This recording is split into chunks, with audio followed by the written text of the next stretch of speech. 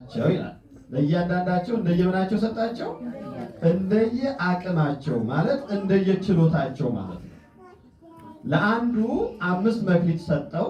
ምክንያቱም ይህ ሰው 5 መክሊት ተቀብሎ በአምስቱም እንደሚሰራና እንደሚያተርፍበት ያ ባለጸጋ ያውቃል ማለት ነው። ለባለ ሁለቱም እንዲሁ ደግሞ የአቅሙን ሰጠው። ለባለ አንዱ የአቅሙን ሰጥቶት ሄደ ማለት ነው። እንግዲህ ማየት መረዳት ያለብን ለእያንዳንዳቸው እንደየአቅማቸው ነው የተሰጠ ማለት ነው። እኛ ብንሆን በሰው አመለካከት በእኛ ዘንድ ቢሆን ያላቅማቸው እንጭንባቸዋለን ማለት ነው።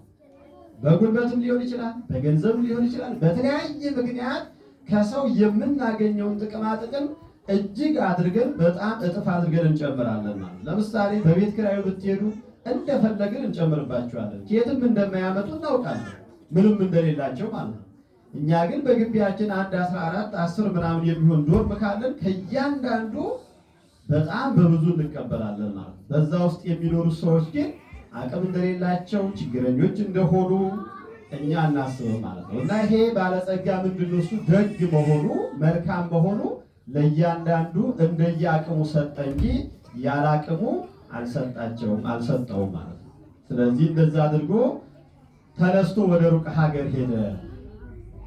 ከዚህ በኋላ ከሄደበት ከሩቅ ሀገር ብዙ ጊዜ ቆይቶ ሲመለስ ወአሃዘ ይተሐሰቦሙ ይተሳሰባቸው ጀመር ብሏል። ምክንያቱም ባለገንዘቡ ባለጸጋው መጥቶ ብድር የሰጣቸው ሰዎች እንዲያተርፉበት፣ እንዲገለገሉበት፣ እንዲጠቀሙበት ነገር ግን እንዲመልሱ አትርፈው እንዲመልሱ የሰጣቸው ባሮቹ ነበሩና መጥቶ ይተሳሰባቸው ጀመር። ምን ማለት ነው? ይተሳሰባቸው ጀመር ማለት የሰጣችሁን ገንዘብ የሰራችሁትን የወጣችሁበትን የወረዳችሁበትን አምጡ፣ አሳዩኝ፣ አስረክቡኝ ብሎ ማለት ነው። ስለዚህ በዚህ ጊዜ በወንጌሉ ላይ እንደሰማችሁት ባለ 5 መክሊት ቀርቦ ጌታ ሆይ እነሆ 5 መክሊት ሰጥተኸኝ ነበር፣ 5 ጨምሬ 5 አትርፌበት 10 አድርጌያለሁኝ ብሎ በታማኝነት ያንን ገንዘብ ከነትርፉ ሰጠው ማለት ነው። በዚህ ጊዜ ጌታው እጅግ በጣም ደስ አለው ማለት ነው። ከልቡ የሰራ ከልቡ የወጣ የወረደ ሀኬት የሌለበት ተንኮል የሌለበት በራሱ በላቡ ብቻ ወጥቶ ወርዶ ያፈራ ፍሬያማ የሆነ ስለሆነ ይህ ባለጸጋ እጅግ ደስ አለው በዚህ አገልጋይ ምክንያት ማለት ነው።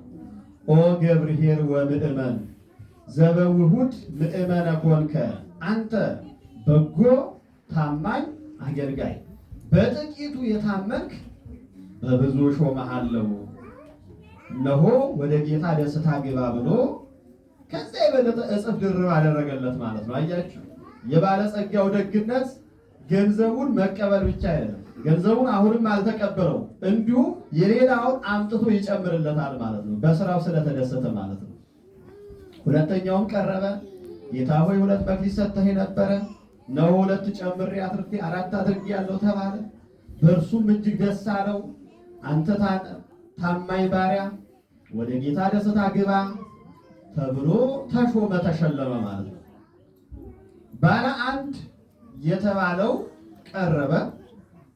መቼስ ሀገር ጥሎ መሄድ አይቻልም፣ ወይንም ደግሞ ለዚህ ተብሎ ሀገሩን ለቆ አይሄድም ማለት ነው።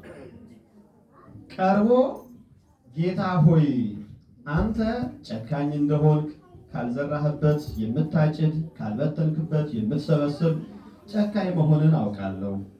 ስለዚህ ይችን አንዲት ገንዘብ ለማትረፍ ስል ወደ ገበያ ስወጣ ስወርድ ወንበዴ ቢያገኘኝና ይችን ገንዘብ ቢቀማኝ አንተ ጨካኝ ስለሆንክ ዕዳ ታደርግብኛለህ፣ ስቃይን ታበላኛለህ። ስለዚህ ጨካኝ ስለሆንክ ፈርቼ ገንዘቡን ቀብሬዋለሁኝ ብሎ ተናገረ ማለት ነው። ባለመነገዱ አይደለም፣ አለመስራቱ፣ አለማትረፉ አይደለም ትልቁ ነገር ማለት ነው። ነገር ግን የተናገረበት አውድ የተናገረው ቃል አንተ ጨካኝ መሆንህን ብሎ ጌታውን ተናገረ ማለት ነው። ይሄ በጣም ከባድ ቃል ነው ማለት ነው። ምንም እንኳን ባይሰራ ባያተርፍም እንኳን ጌታውን ባለጸጋውን መፍራት ነበረበት ማለት ነው። ነገር ግን ጨካኝ ብሎ የማይገባ ቃል ተናገረው ማለት ነው እና በዚህ እጅግ በጣም አዘነ። መቼስ በዚህ ዓለም ላይ ብዙዎች እግዚአብሔርን ያስደስታሉ፣ ብዙዎቻችን ደግሞ እግዚአብሔርን እጅግ አድርገን እናስከፋለን ማለት ነው። በስራችን ነው፣ በሌላ ነገር አይደለም። ሰው እግዚአብሔርን የሚያስከፋው በመውጣቱ በመግባቱ ባለው በሚሰራው ስራ ነው ማለት ነው። በአመለካከታችን፣ በአስተሳሰባችን፣ በተግባራችን ነው እግዚአብሔርን የምናስደስተው የምናሳዝነው በስራችን ነው ማለት ነው። ሌላ አንዳች ነገር የለም።